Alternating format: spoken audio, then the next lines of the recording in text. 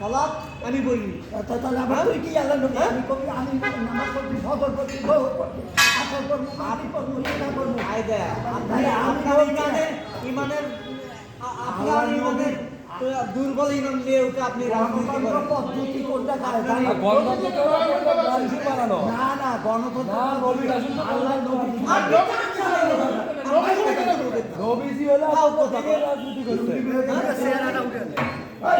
ইহুদিগুলো এটা খেলা নেই আল্লাহ নবী মদিনা সনদ করলো এটা তো আরে আমি নবীলা কোথায় আমরা জানতাম আমি বলছি কি আল্লাহ নবী গণতন্ত্র পদ্ধতিতে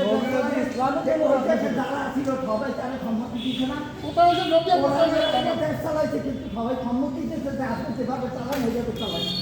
এটা কি কে শুনে গণতন্ত্র কোন সিরিয়া সিরিয়া লাগে তো অনেক খেসা একটা লাগে তো লাগু কুরকুরে লাগে কিন্তু মদিনায় যখন মদিনার সনদ হয়েছে এ রসুল ভাই যেটা কইছে ঠিক আছে তো রসুল ভাই ঠিক আছে কিসের যে কথা যেটা কইছে এটাই রাইট কিসের সমস্যা ছিল আরে কি যেটা কইছে এটাই ঠিক আছে তখন ছিল কি রাজতন্ত্র ছিল আরে রাজতন্ত্র ছিল না রাষ্ট্র করলে বড় নিশা আপনার আগে সেটা চিন্তা করেন